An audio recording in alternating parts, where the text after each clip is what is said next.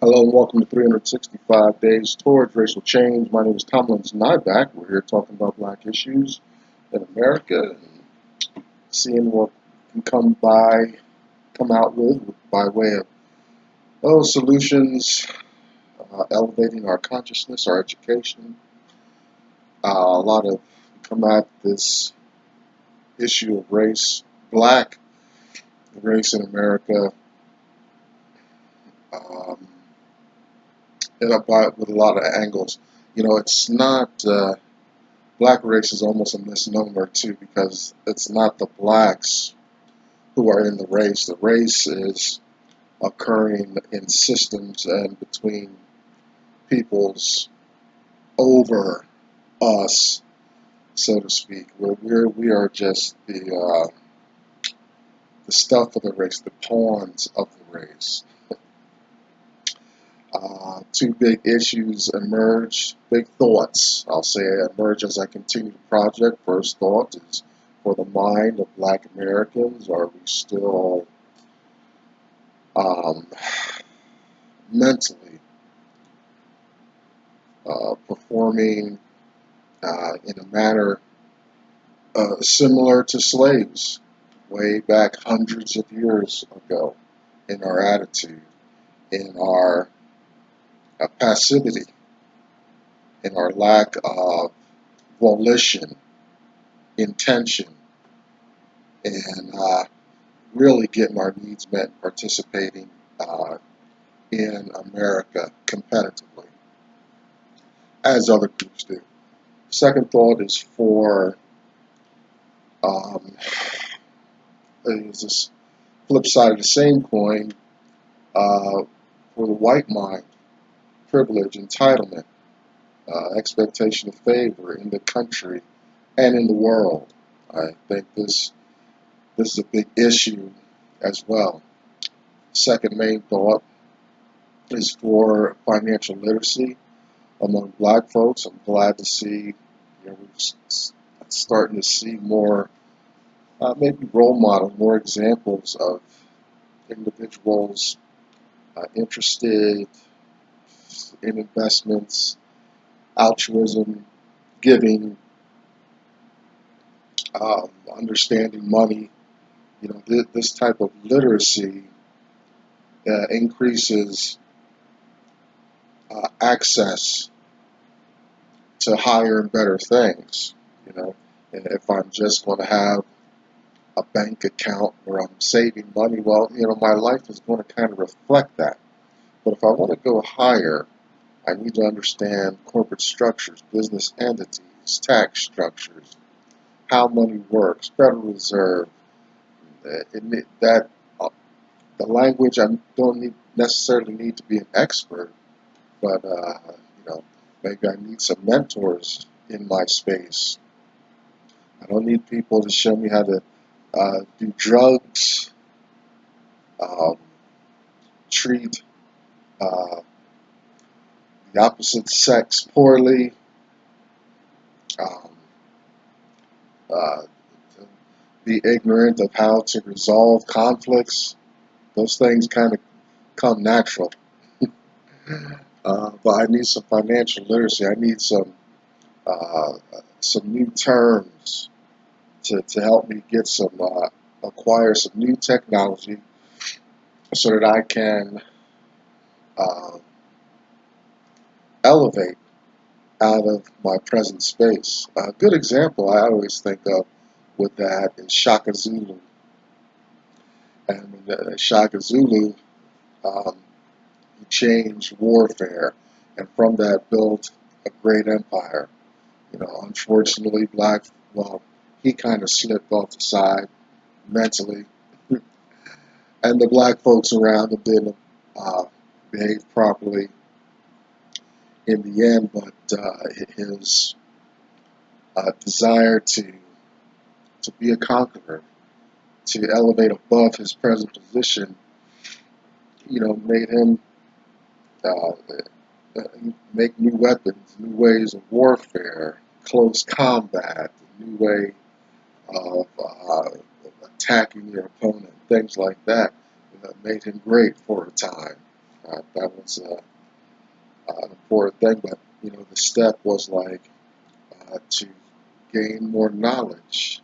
He wasn't going to get to where he wanted to go doing what he was doing, um, using the tools that he had. He needed something better. Same way with financial literacy. You're not going to get off the ground struck uh, by hitting the lottery or something like that out of the blue. We've got to do better. And to do that, we need to educate, elevate ourselves.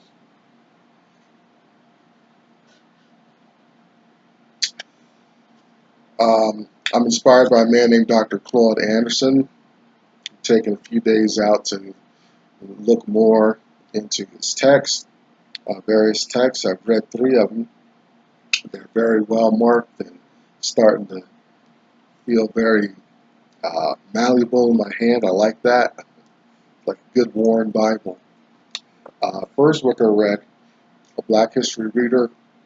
If you only get one of his books, get this one. It's going to get you moving if any of this message resonates with you. Black Labor, White Wealth, Search for Power and Economic Justice, and Dr. Anderson's National Plan to Empower Black America. PowerNomics. We're in PowerNomics today. Going to wade through, actually I got a couple days lined up, talk about some of the issues that Dr. Anderson brings up. You see behind me a hashtag #US2 symbol to find black women congregating there, supporting one another. Check out Black Enough. It's kind of a black Facebook experience. Something I don't give a shout out probably enough is a Black Business School. Find Dr. Boyce Watkins and his crew there for your. There's another place to get some financial literacy together. They've got some great talks going on. This is the World Wide Web. You can find your flavor and your voice here if you can. Out of all the billions of sites and stuff and things you can type in Google, if you're still not finding what you're looking for, do what I did. Start your own. And finally, we have story time occasionally. In a couple days, we'll get back and check in on Tom and some other characters from Harriet Beecher Stowe's phenomenal work from the mid-1800s, Uncle Tom's Cabin, and we'll look at that fictional work because we can glean. It's based on a lot of facts, so we can use that to start conversations about various aspects of slavery and even the present day black experience in America, how that is. We can look at terms like meritorious manumission, Dred Scott decision, slavery in the Constitution, how the black people are oriented, understanding why black people are apart, separated, why there's some barriers to black competitiveness in America. So that we look at, that helps us get into the conversation while going through a good story and whatnot. It informs art, theater, blackface, things like that. Very, very important book. So we look at that every once in a while, every couple of days. We'll get back to that maybe towards the end of the week. Today we're in PowerNomics, looking at just a brief summary of a chapter in Dr. Anderson's book. It's a chapter uh, in the book. This is chapter 2. In the first chapter, he kind of outlines the problem, which we really get at in A Black History Reader and Black Labor, White Wealth. So this first chapter, PowerNomics, Really talks about the problems, illustrates problems and things like that. Chapter 2, he starts to give us solutions and introduces some terms to us. Let me start by two illustrations recently. A black family, a child from a black family stole a toy from from a store in the mall, and so I guess they had gotten outside. Law enforcement intercepted the family, guns drawn, excessive force, and all this for a little kid. Like, I mean, I couldn't tackle them. All white law enforcement officers. Very dangerous situation because for some reason black skin really uh, encourages an escalation of violence. Um, so we see this that could have really gone real bad for a lot of people of that day and that moment. You know, I'm not specifically, exclusively singling out law enforcement because what the kid did was wrong. You know, um, but we see this overkill in the way I think the institution, the power structure, comes at black skin in America. Second illustration, much more lighter. I was talking to a friend, and he's telling me about when he visited his cousins that a lot of his things were stolen when he was a young kid. And but now hindsight has enabled him to forgive and understand that his cousins were in a more vulnerable position economically and felt the need to have those things. When I was a kid, I had a terrible uh, uh, thievery addiction, and it's like when I was in a classroom, philosophy class, and the professor held up two fists and he says, what's going to happen if you present a child with a choice between world peace and a fistful of candy? We're going to know what the child is going to choose every time, a fistful of candy. The values are much different than when you get older. But, I use those illustrations to say, it's sad that so many black children would feel that need to, um, they see shiny new things, they go for it. You know, my family didn't have it like that. They see their white counterparts.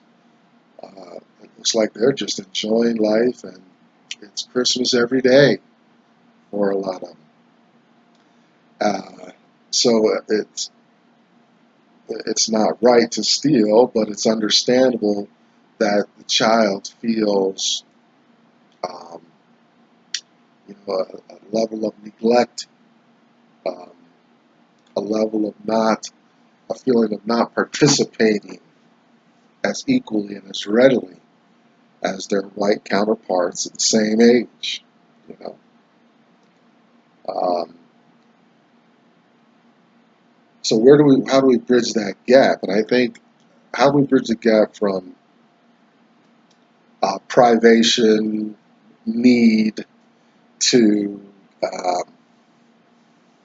really participating and consistently acquiring um, things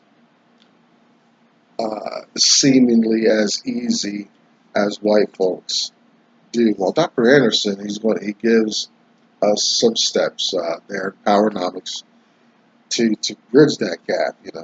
So whereas hopefully someday blacks as a group collectively and consistently can teach proper values while seeing that children get their toys, right? Adults have toys and stuff like that. We understand getting up for work And it takes sometimes time, effort, sweat to get things. You know, children just have different, their space is not that large, and not the world's not connected fully like that. You know. So, but uh, overall, Dr. Anderson's going to give us some steps and tools to come collectively. You know, it's not. This isn't. His plan is not a self-help, individual self-help text. Um, Not like you look around at prosperous, successful groups. You know, they're individuals. It's individual. Their individuality comes after uh, focusing and supporting group interest. I think I can safely say that Dr. Anderson may agree with that statement. But overall, his message is to really get our um, group dynamic together, just like Arabs, Asians, Hispanics, Hmong, all those people. Very important. So, you know, are some of the steps that we need to take so that our children can feel like they are participating. That's not a unusual. We want our children to feel like it's normal to participate. We need to get to that space. So we got to do our part, rehabilitating ourselves, educate ourselves, elevate our awareness and accountability. We, I don't know, maybe we need to first understand how broken we are as a group. I don't think we grasp that. Um, I say often I have my own space for a little bit. I've gotten some elbow room in life that I've been kind of clawing at for a few decades. Putting down drugs and alcohol has helped that a whole lot.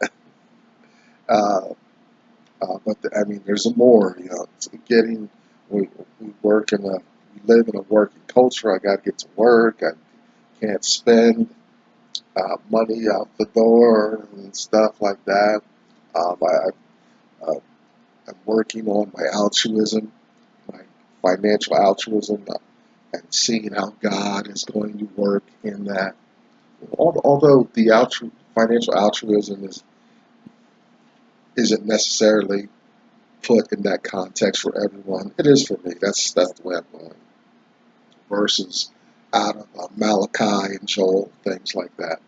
We won't get it. We won't get to a Bible lesson right now, but that's my support, my motivation for that.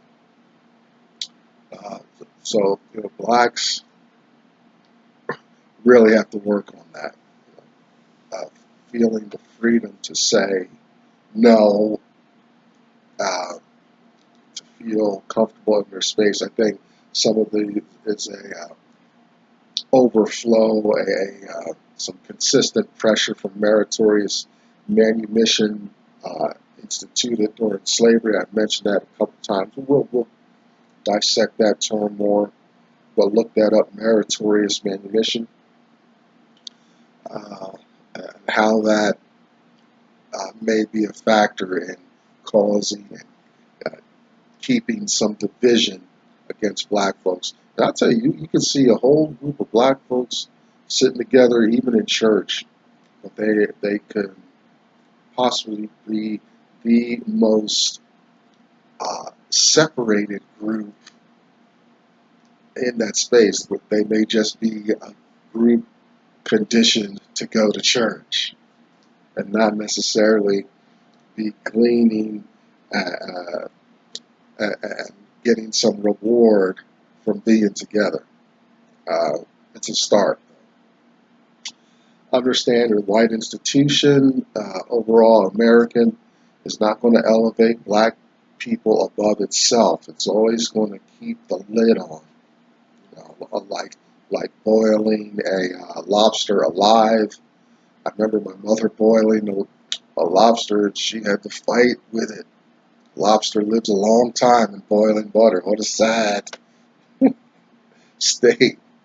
If you boil me, I'm trying to get out too. And she had to fight to keep that animal in there.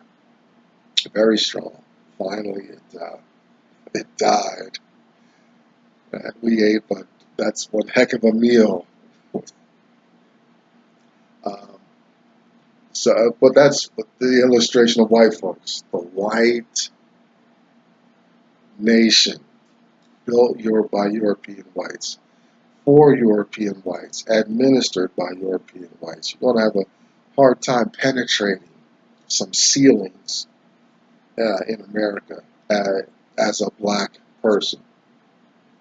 Ethno-aggregation, vertical integration, two familiar terms. Ethno-aggregation just being a group exclusivity, vertical integration, controlling resource product from raw materials to from ideas up to marketing and sales.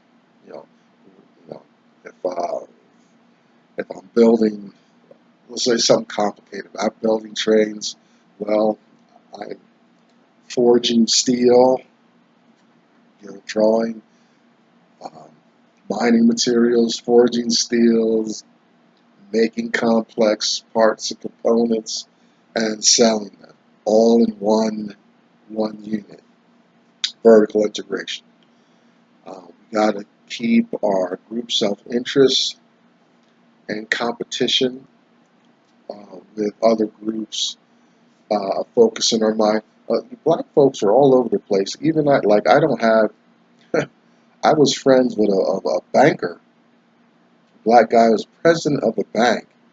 Yet he's not a person that I would make. Well, I would make him a mentor now, but I missed an opportunity to have that experience with him, and vice versa. But I'm sure there are plenty of black mentors, financial mentors. But it's interesting that with all his knowledge and whatnot, that dynamic did not happen between us. Now, consequently, I got a handful of financial mentors, all white, and they're all white. You know, again, this is not a hate channel, hate time, or anything. I'm recognizing where the resources are. I don't care what color the life preserver is. Is it going to save me from the storm? Is it going to help me continue on where one day I can put myself on land, put that life preserver away, whatever color it was, and then rise up and start creating my own life. That's the idea. So my financial mentors are white. That's how it is. That should be no surprise. I'm not going to sit in a cave in the dark with all the resources to light my way and have an attitude. No, I'm going to use the resources and better my life. You do the same. If white alternative, if there's better alternatives right now, use them. Hispanics, Arabs, they're going to talk to you and ally themselves with you. Use them. Use them. We need, as black folks, we need to transform our way of seeing and behaving with each other and in the world in ways that make us competitive, get us some respect, start making us notable, so that, when if, God forbid, we steal a piece of candy, it doesn't come to the point, where white law enforcement has to draw weapons on us, as though we are akin to Osama bin Laden or something like that.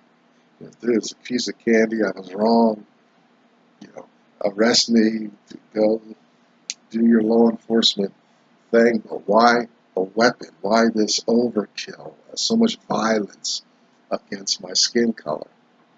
You know, so we got to get to the point where we are being respected, at least when we are out of pocket, in the wrong, to tackle us, maybe one shot in the leg or something. But these guys have this hyper violent approach to black people. Uh, and what I'm saying is black people have to have some responsibility in that. It need not be par for the course that black people are doing something wrong. That should be an exception, a remote possibility. We need to extract that from the culture in our behavior, right? We are. It's tough. We're in a situation. Our privation, our need, uh, at times supersedes our reason, and we can be prone at times to make the wrong decisions.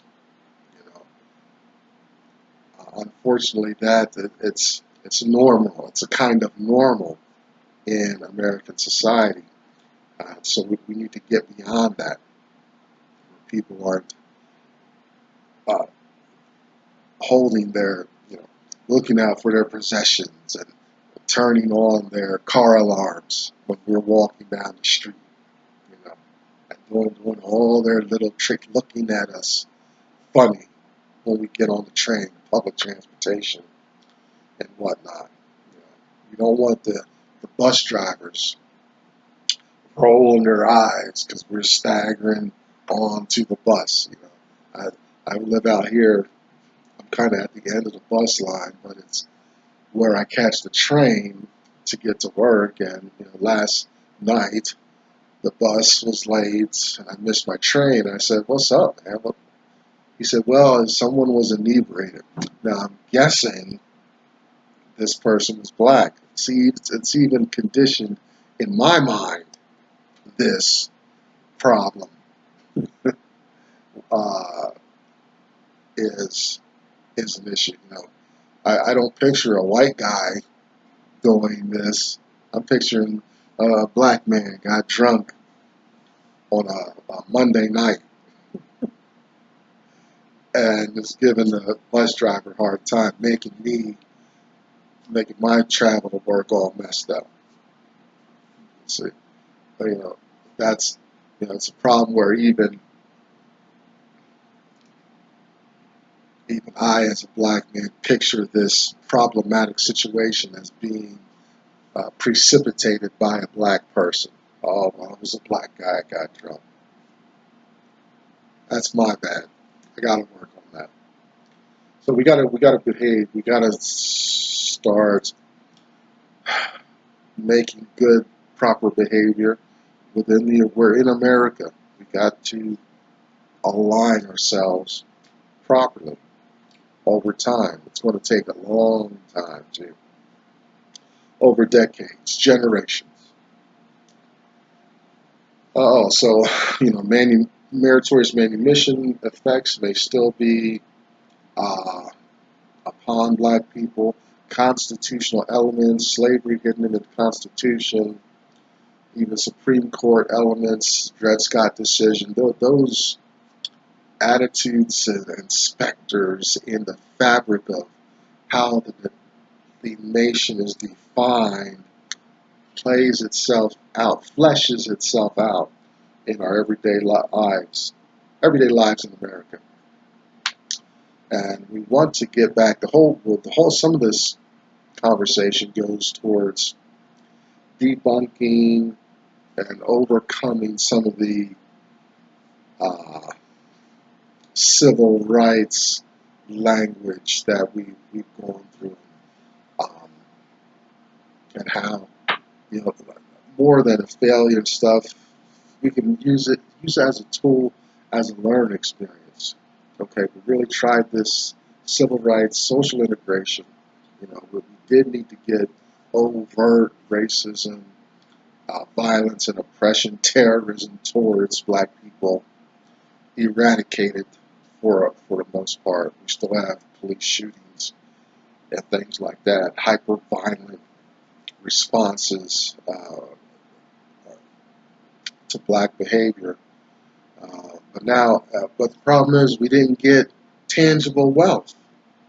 We didn't get favor economically at America's table of wealth like other groups do.